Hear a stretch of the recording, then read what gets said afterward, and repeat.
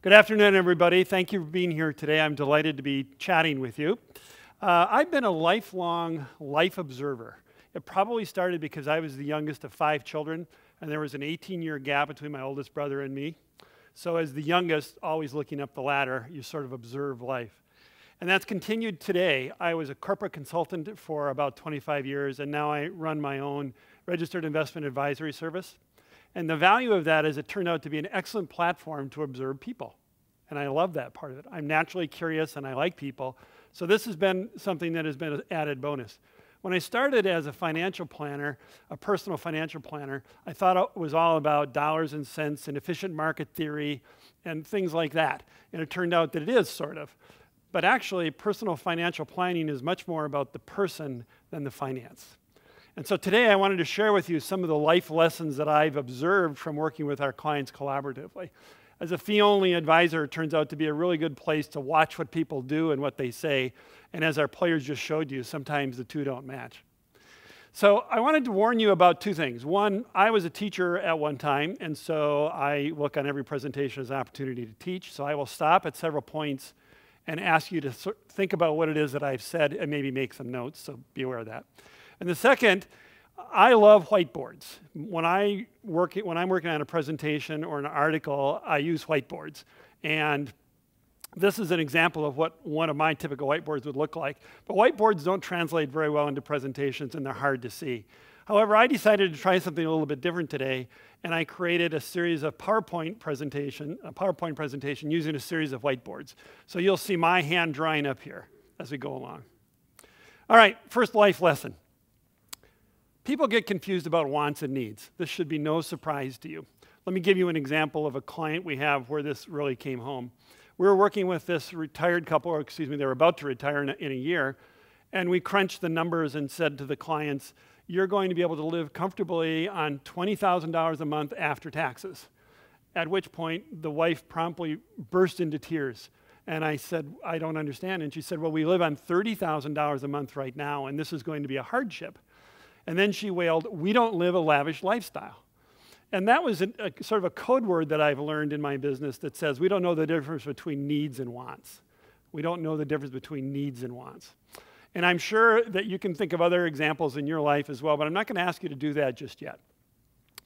One of the things that I would say to you is that people get confused about needs and wants when they're thinking about happiness. And why is that? Well, one of them is because they're keeping up with the Joneses. Now, this may sound trite, but it comes up in a variety of ways, and I want you to think about it.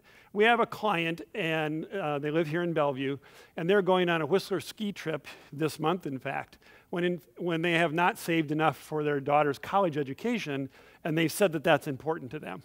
But it's because they're trying to keep up with the Joneses. They have some sense that if they go on this Whistler ski trip, they'll be happier. And that isn't really the case in point. And there's some subtle things that go into that. They have kids, the kids go to school, everybody talks about it, it's keeping up with the Joneses.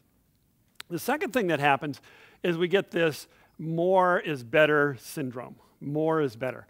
And it shows up like this. People tend to think that if I just make more money, I'm going to be happier. I'm going to be happier. And then they use that to buy things, and in fact, it doesn't work that way. A fair amount of academic research shows that more is not better when it comes to income. A colleague of mine, John Nelson at the University of Wisconsin, has done extensive work on this, working with retirees. And they have found that after about $75,000 of income, happiness does not go up equal to the amount of income. So this is one of the things that I would say to you is think a little bit about this whole business of what is happiness and wants and needs. And if I may, I will share with you the model that I've seen for happiness working with our clients, both living and dying.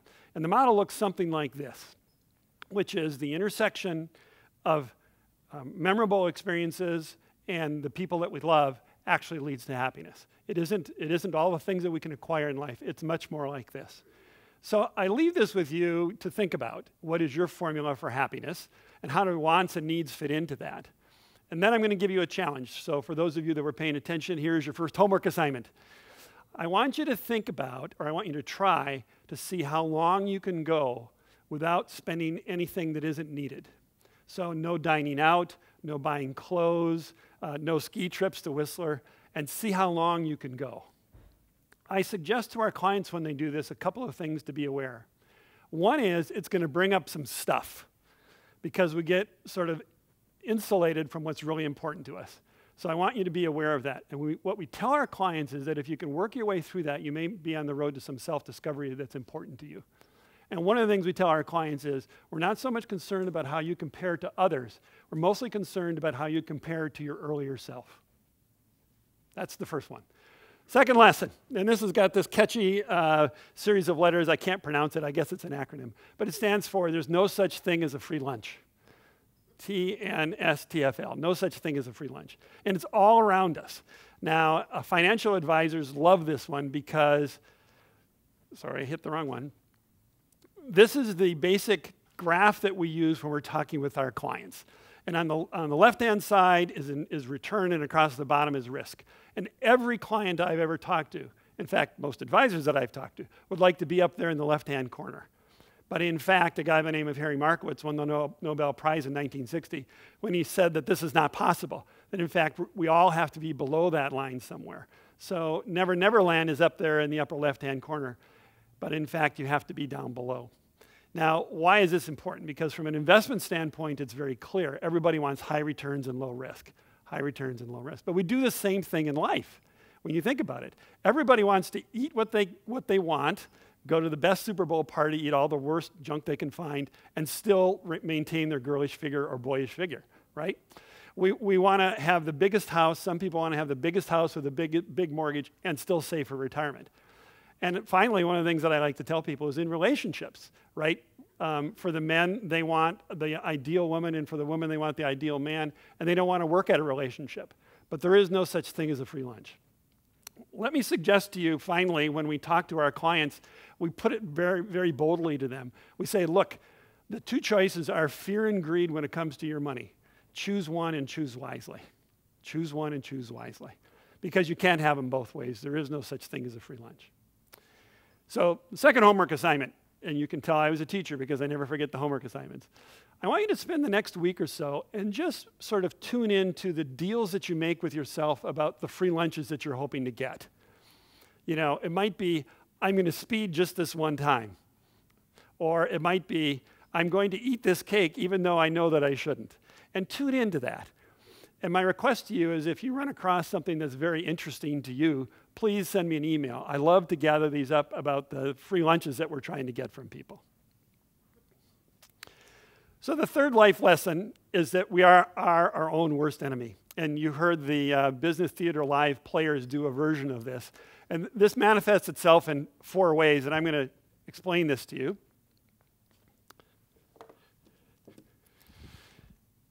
So imagine you didn't get lunch today. It's, 1:45, and you didn't get lunch. And I said to you, you have a choice between this Hershey bar or this orange. Which would you like?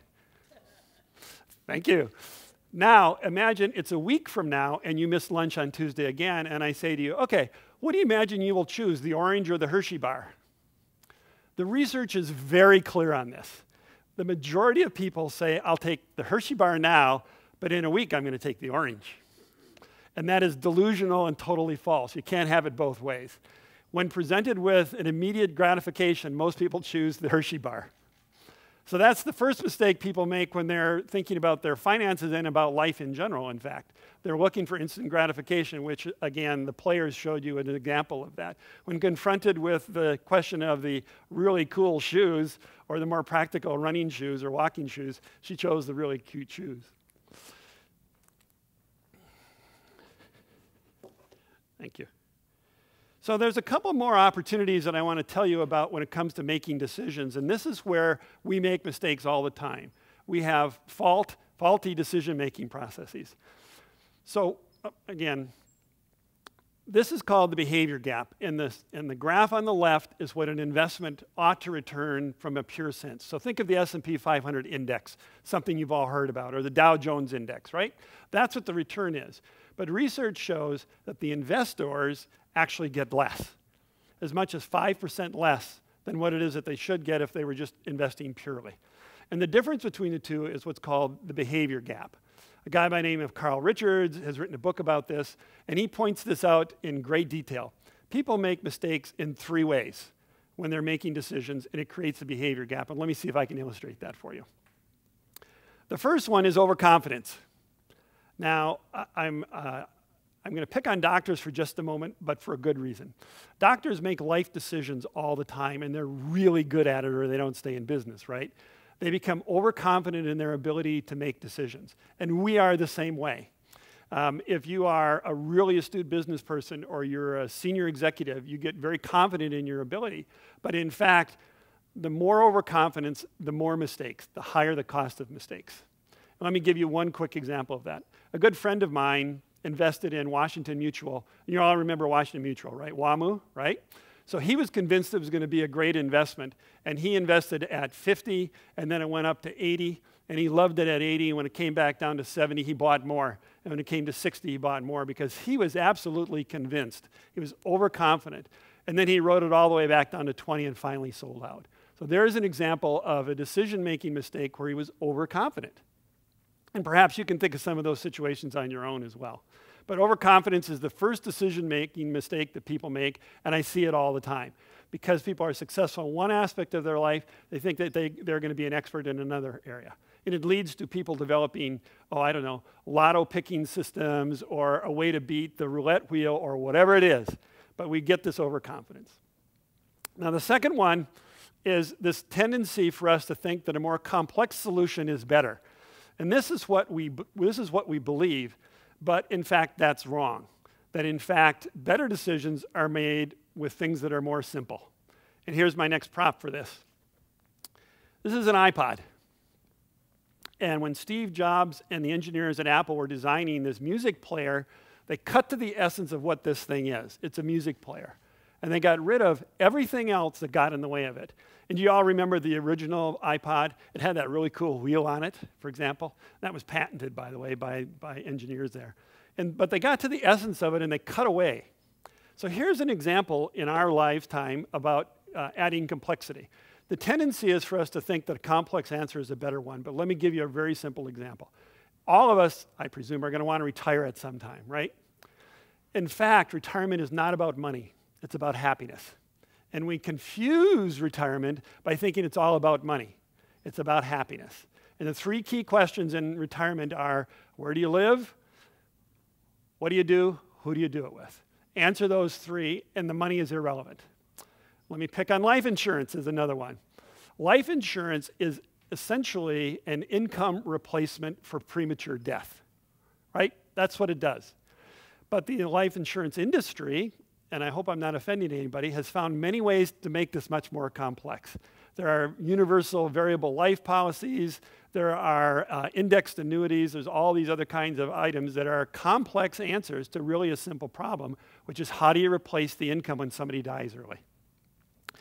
I'll give you an example of something here that I think you'll find of interest, and I'll move back here into the middle a little bit.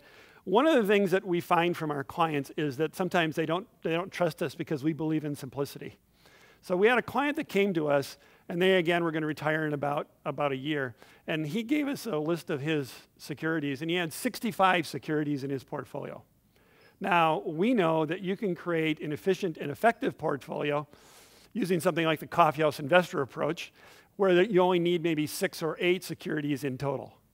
But this client simply would not believe it. He absolutely wanted to see something that had, alternative investments and hedge funds and options and all that kind of stuff, and we couldn't dissuade him.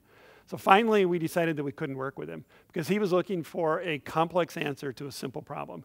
And in this case, he was missing the essence of what we were trying to do. Does that make sense? So the last example of a mistake that people typically make when they are making a decision about money things, but it happens in life, is this emotional attachment to a decision. And the more emotionally attached you are to a decision, the more likely it is to be a mistake. Give you an example. We have a client who has a house that it is worth on the market less than what they paid for it. We cannot get them to sell that house no matter what. They've sat on it now. They are in the 3rd year of sitting on trying to sell this house. They are so emotionally attached to the decision to buy the house that they can't sell the bloody thing and they can't move on. So this is what we call the error of taking a position instead of keeping in mind what their interest is. So a position versus an interest. So the position is, we got to sell this house for more than we paid for it. But their interest is to be able to move to a better house because they're bursting at the seams with the one that they have. So I ask you to think about the difference between a position and an interest. And in our terms, the more you hang on to a decision because it's a position, I have to go to this restaurant, our kids have to go to this Ivy League school, we have to do this, it's usually an emotional attachment to a position instead of thinking about what the interest is. So that's the third mistake that people typically make when they are making decisions about finance and life in general. So this is my third challenge to you. Think about this week as you're going along and listen, not to you, but to other people, and listen to the positions people take and wonder what their underlying interest is. And many times the position and the interest are in conflict with one another. So here we go. Here's the summary. These are the 3 life lessons that I've learned by being a financial advisor, by observing my clients and the people around us. First, there is this confusion about wants and needs. Second, there is this tendency to believe that there's a free lunch when in fact there isn't. And third, we are our own worst enemy in one of 4 ways, and probably all 4. Immediate gratification, overconfidence in decisions, looking for a complex answer instead of looking for the essence of it, which is a simple answer, and finally being emotionally attached to a position. I'll leave you with this one final thought, if I may. Have you ever thought about what money is? I mean, what's money, right? The economists will give you an answer, but we think of it a little bit of a different way. We think of money as energy, and you earn this energy by the work you do. And then you exchange that energy for something that you want or need, or a service, or for security, or for a roof over your head. And our job as financial advisors is to help people focus their energy on the things that are important to them so they don't waste their energy on things that are not important to them. So this week as you go along, think of money as energy and think of where you're focusing your energy as you go along. Thank you.